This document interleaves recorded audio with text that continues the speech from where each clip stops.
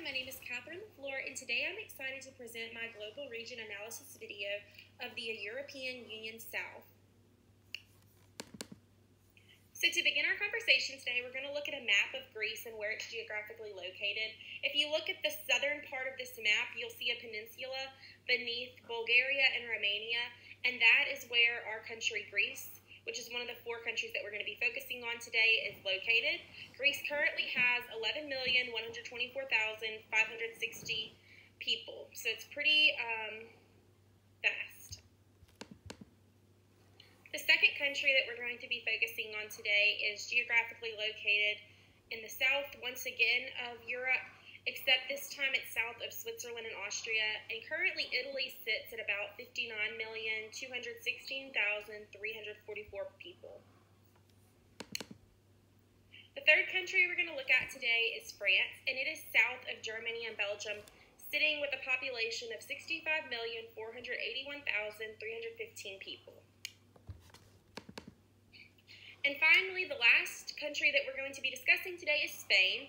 If you look at the peninsula south of France, that's also adjunct with Portugal. Spain currently sits with a population of 46 million people, 441,155.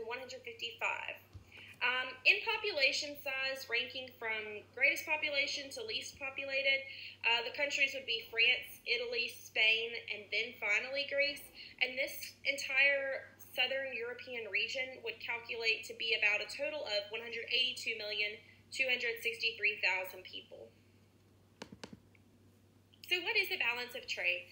Ideally, it's never perfectly implemented, but a balance of trade is where our imports of our country and exports of our country are equal to each other. Again, this is in theory. Typically, countries do not completely equal each other.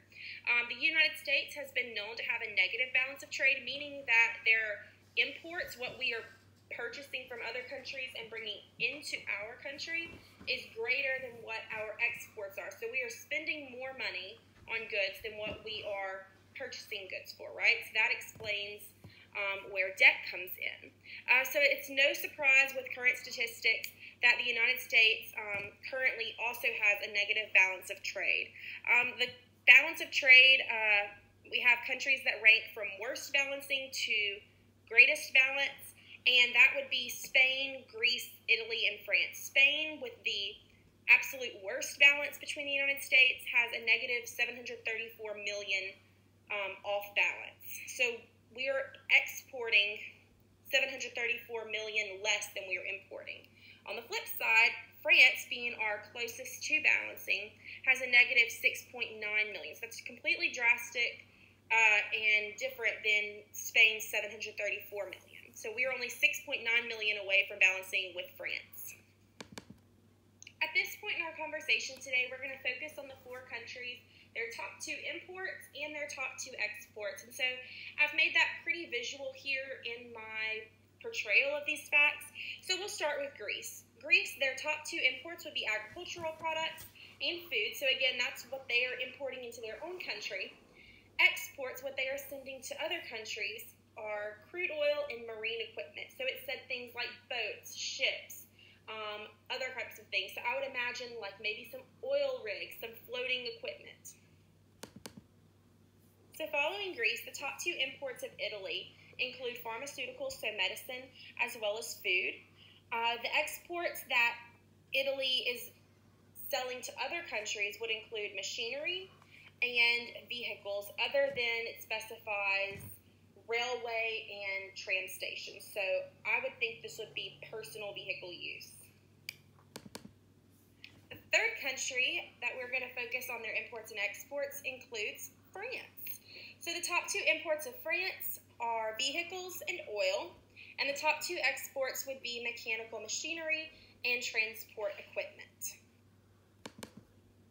And finally, Spain's top 2 imports would once again be crude oil, as well as vehicles other than trams and railways, so again, personal use vehicles, and the top 2 exports would be vehicles and other petroleum products. So as promised, let's apply the concept of per capita income to our 4 countries that we're studying comprising the European Union South. To begin, we'll go from greatest to least, and we'll start with France, being the largest per capita income, sitting at $42,567.74. You can see that indicated in the green pie chart. Second, we're going to go to the orange slice of the pie chart, and that would be Italy. Italy currently sits at $34,877.83. Following Italy, we have the turquoise sector, and that would be Spain. Spain currently has $32,405.75. And finally, our smallest per capita income sector is going to be Greece. Greece is indicated by the red sector of the pie chart, and it currently has $23,027.41. So let's put this into perspective. So we just named that the greatest country of per capita income, being France, has $42,567.74 of per capita income. If we were to compare that to our country, the United States, it currently has $43,128.54. So that's pretty relative and consistent with what we have here in the United States. So the fun part, we get to talk a little bit about culture and within the 4 countries that we're discussing today, and we're going to start with Greece. So Greece, the official language is, you'll never guess, Greek, but Macedonian is also spoken as a predominant language in Greece as well. The religious aspect of Greece is 92% Christian, specifically the Eastern Orthodox religion. Some fun facts and just some things to take away about maybe some customs and traditions that you can expect if you were going to Greece would include business being done over eating and drinking, and negotiation and haggling is encouraged there. They like to feel like they are getting a deal. So it's important to consider these things as well as do further research. For the length of our presentation today, we cannot go further into that. To follow Greece, our conversation focuses on Italy's culture. Italy is comprised mostly of Christian religion.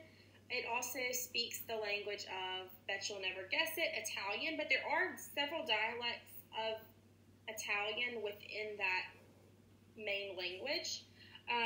Also, Italy is very protective of its parks and natural reserves, so corporate social responsibility and the effects of your business on the environment of Italy is huge. So to follow Italy, France's culture is consistent of being 65% Christianity, and French is the official language, but within the French official language, there are some German dialects. So like we had some dialects underneath the Italian language umbrella, the same concept applies to French language. When you're conducting business overseas, you may want to bring some high-quality bottles of wine, as well as flowers. These are really common gifts to present other business leaders. Also similar to Italy, fashion and clothing and the material quality and fabric chosen to represent those aspects is also very important in France. To wrap up our conversation today, Spain is dominant in the Christianity religion as well. It tends to have a great acceptance and protection over corporate social responsibility, as well as no business negotiations are to be taking place over meals. They're very big on forming relationships before negotiations and the business aspect is even taken care of. Also, as the other languages have been very indicative and very simple to guess, Spanish is the dominant language in Spain. So let's talk a little bit about some of the difficulties that overseas businessmen face when doing business in Greece, Italy, France, or Spain. So let's start with Greece. It's typically reported that there is a restriction on legal advice, so there is a forbiddance of selling legal advice and providing that service in Greece if you are not of that nationality. To follow Greece, Italy has very strict agricultural standards, not so strict that it prevents businessmen from doing business in Italy, but it is very hindering and rigorous. France also has very complex safety standards to meet. Again, not so complex that it would prevent you from doing business there, but it is questionable if maybe they're making it so complex to try to keep people from overseas doing business.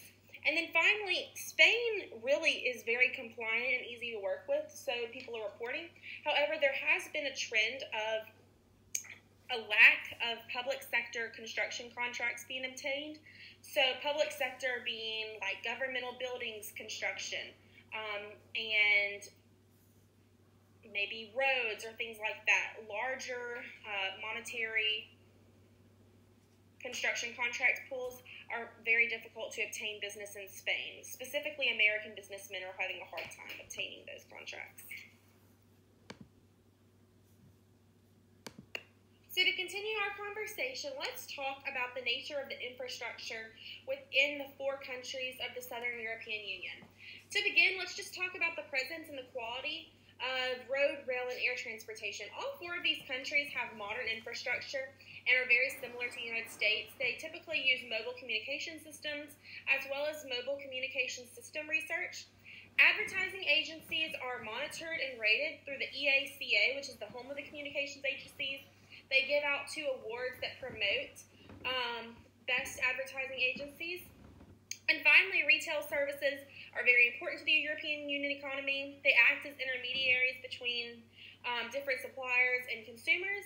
And it is continuing and has increased the market for retailers, both domestic and overseas.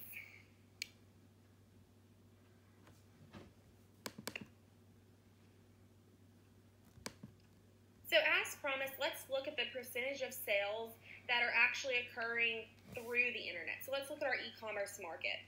The dominating country within this region is clearly Greece, leading at about 85% of sales occurring on the internet. Following that, we would have Spain with 81%, France at 62%, and the least amount of e-commerce sales occurring in Italy, 58% shopping online. So let's just discuss and apply this. What is the significance of internet-based marketing in these markets? So because internet and mobile communications are so prized, as pointed out in previous sections, I believe the higher the percentage, so the higher sales that we have over the internet are going to correlate to a higher market penetration as well, because it's the easiest way to access a market is through the internet. So to conclude, I want to just address if I believe that these markets would be suitable to enter into, or if these are maybe markets that are going out of style and out of fashion or never were in style. Before we continue with the conclusion, I realized that in my slide, it appears that it recorded the wrong information on this particular slide, so I would like to cover just a little brief segment here. Currency is currently trading, the dominant currency in the European Union is a euro, and currently the US dollar is trading for $1.13 to the 1 euro. So the European Union, the euro is trading for, it's more expensive to buy in European Union compared to the United States. And so I'm going to go back now to our conclusion. Thank you. So to conclude, I want to just address if I believe that these markets would be suitable to enter into, or if these are maybe markets that are going out of style and out of fashion or never were in style. So my conclusion is that the European Union Southern Division is a favorable market. From the research, I've made several comparisons throughout our journey together today to the fact that it's very similar to United States business, and it's very important to also not lump them together with United States businesses. We need to remember that they are separate cultures, and every culture has some distinct shape or form that makes it different from another, and it's very important not to underestimate those differences. But because of those similarities, I think we can really see some strong correlations that are going to make it easier to transfer over our products and services and the different marketing strategies that go along with those.